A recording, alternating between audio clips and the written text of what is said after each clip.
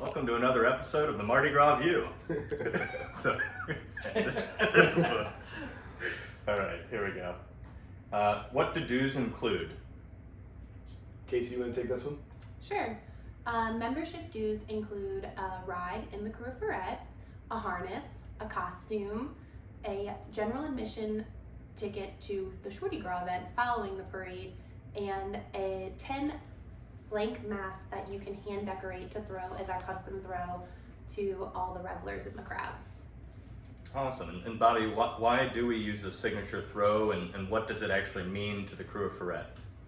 Yeah, so we wanted to just bring something unique to Mardi Gras, something unique to us. Our signature throw is the hand-painted masks, and we started doing that because we really felt like it gave the people who are participating in the parade, or the people who are watching the parade, a chance to actually participate. And so that's where we came up with Be Mardi Gras. When you put the mask on, you're now part of the show.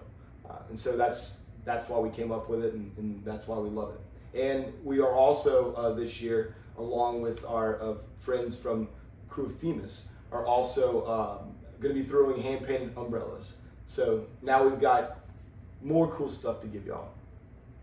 Great. Look forward to all the different throws we'll have, showering the crowds out there on St. Charles and Napoleon and Canal Street. That's awesome. Thanks, guys. So Kacie, let's follow up a little bit. When is load in? Let's talk a little bit about leading up to the parade, and what do we do to prepare, and how can we all gather and get it all done together? So load-in is always happening the Friday prior to the parade. The parade day is on Saturday. It's kind of its own event in a way.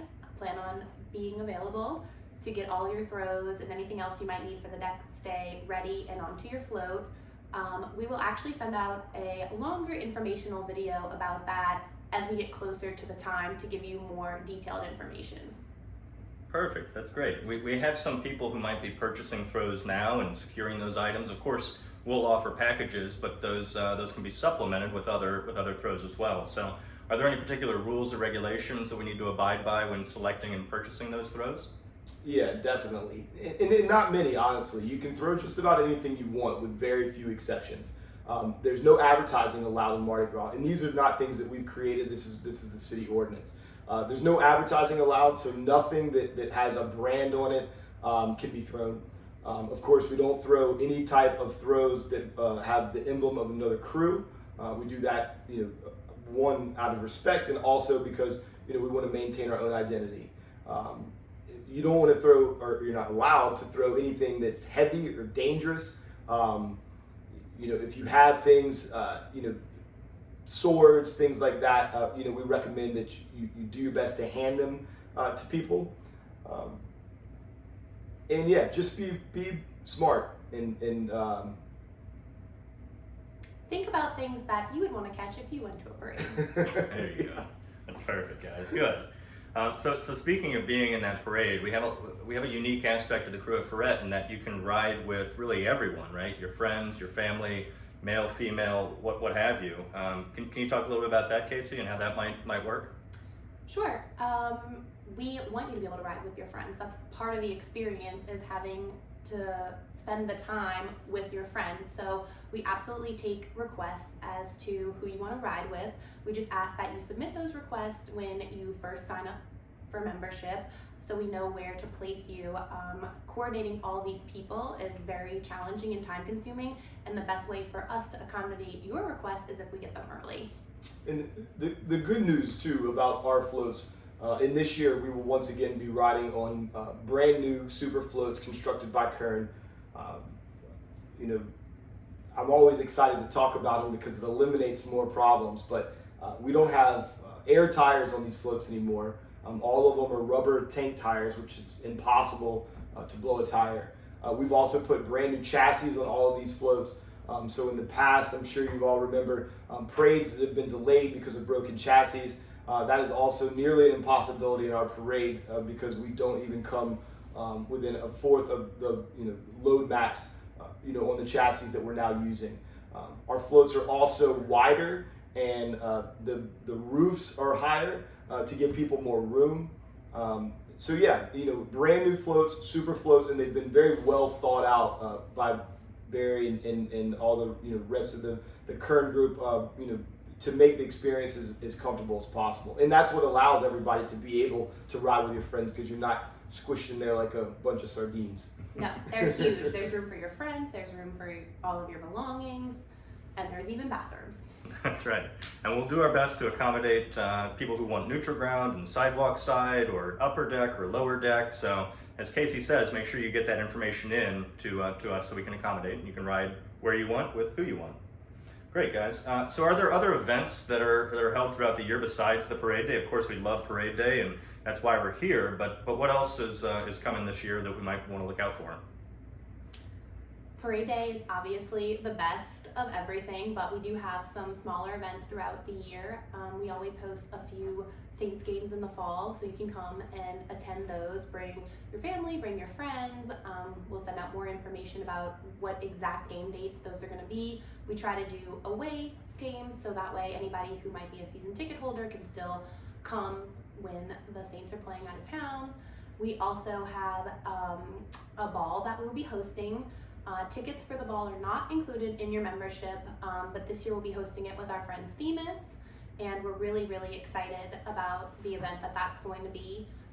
We'll have a captain's cocktail hour that will be in honor of Bobby. You can talk a little bit more about that, Bobby. Yeah, no, it's certainly not in honor of me, but it's just an opportunity for everybody really to gather and to meet and get together before the parade. It was really exciting the last time we did it, and it's most exciting because of where we do it and the history behind it. We do it at the columns in that front room, and it's significant because that's where we met before we ever got the parade permit. And we were committed to meeting in that room, continuing to meet in that room on St. Charles Avenue until we were able to ride down St. Charles Avenue. And we eventually signed the official contract with the Kerns in that room. So it's very special to us, and it's fun to gather with everybody there before the parade. We also have an event that we do during the Crew de Vue parade. We always have a spot out on the neutral ground. We have music and boiled crawfish, and that's a really good time to let loose before parade day as well. Great, guys. Why don't we close out with just a pop quiz here. What is your favorite thing about riding in the Crew of Ferret? Maybe is it the day of the experience? Is it a particular group that marches with us? Is it the floats themselves? What do you guys really appreciate that we bring to the table differently, and that you guys look forward to every year? Kacie?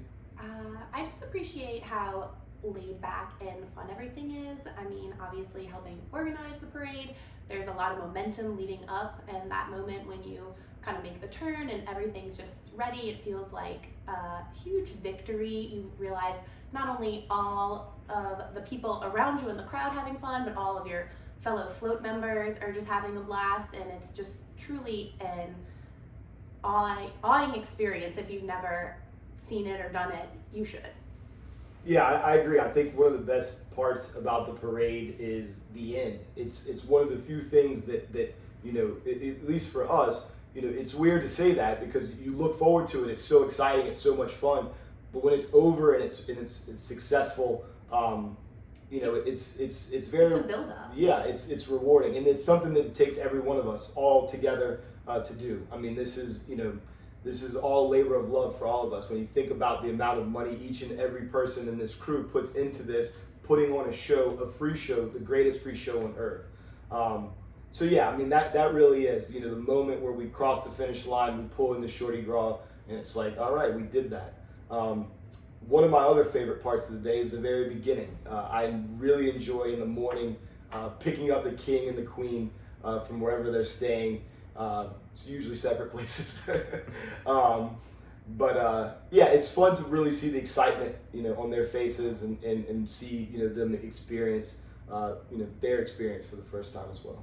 And we have a great pre-party as well. So the parade day is all day long. There's a pre-party, there's the actual parade ride, and then now that we have Shorty Gras afterwards, it really is just a day full of unique and exciting experiences. Yeah, don't hold me to this, but we usually start around 11 a.m. and it usually ends around 1 a.m. So it's a full day. That's great, guys. I think some people may have additional questions, so if they do, we'll of course release additional videos, but maybe they can contact us on demand as well. How would they go about doing that? Sure. We have our email account, crewofferette@gmail.com, and we're also on Instagram and Facebook if they want to message us on either of those platforms. Awesome, guys. Well, I look forward to riding with everybody, and thank you guys again. So, Captain Bobby, President Kacie, all hail Ferret. All hail. All hail. Cheers.